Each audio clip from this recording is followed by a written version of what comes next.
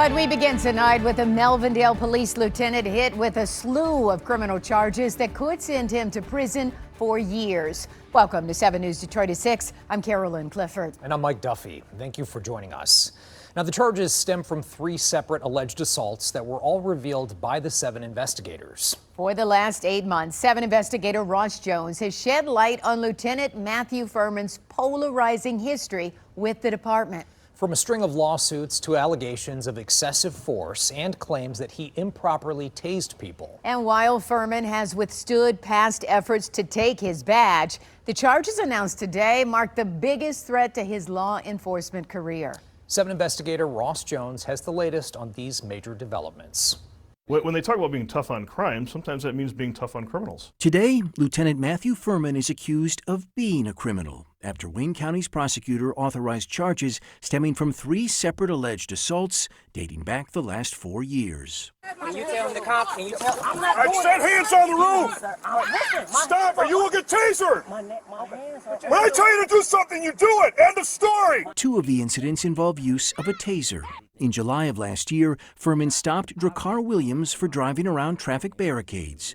Williams, who had a suspended license, should not have been driving. And after he refused to provide his name, Furman moved to arrest him. While his partner held Williams outside of the car. Hands behind your back. Interlace your fingers. Hands behind your back. He got me!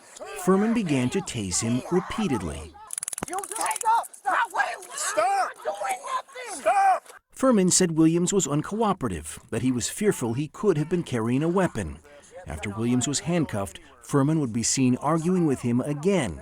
After Williams stood up, Furman did this. You will not get up without our permission. Man, Sit the down. I am sitting down. You pulling my hair. He was never disciplined by his department, but today prosecutor Kim Worthy charged him with misconduct in office, felonious assault, and assault and battery.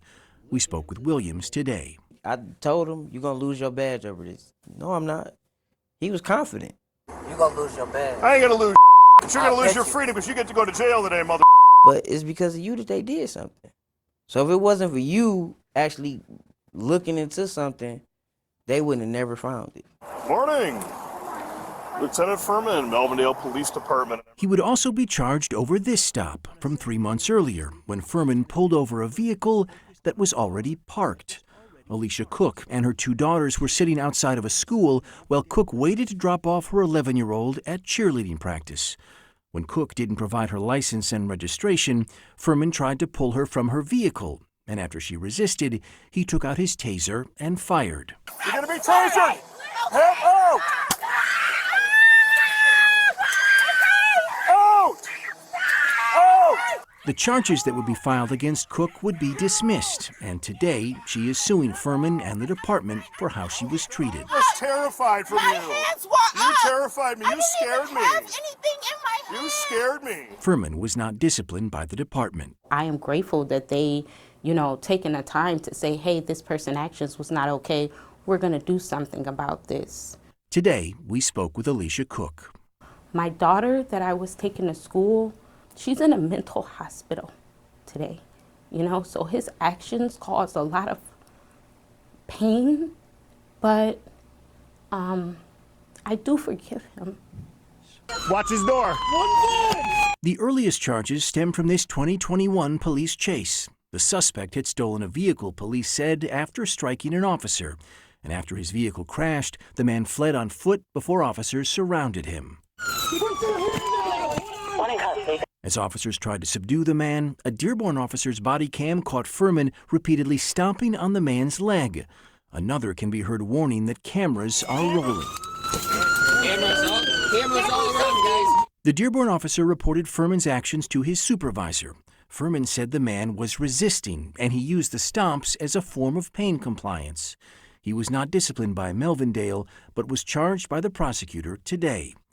Furman has previously defended his actions, calling himself a proactive police officer and saying it's never been more dangerous to be in law enforcement, as evidenced by the murder of fellow officer Mohammed Saeed just last year. People say, well, Furman uses too much force. He's too aggressive. He's a robot. And again, my goal is to go home alive. In his mind, he think he right. But finally, somebody else see that he wrong. Well, Furman has not responded to messages seeking comment, nor has the city's police chief. The mayor declined comment on the charges from today. Lawrence Coogan, the city's corporation counsel, told me by phone he plans to meet with the city's Public Safety Commission and deputy chief soon, moving to suspend Furman without pay as a result of the charges. He said the city needs to investigate who within the department allowed Furman's behavior to continue in the first place. Furman is set to be arraigned tomorrow at 9 a.m. Well, you certainly brought all of this to light, and I know even young kids in Detroit now are taught how to respond when they're pulled over by police officers, and you should comply, but you should also not be in danger when you're pulled over by Well, cops. and a lot of his biggest critics are his fellow officers, and for them to be bothered by a lot of things that they saw, I think speaks volumes. All right, we'll see where it goes from here. Thank you, Ross.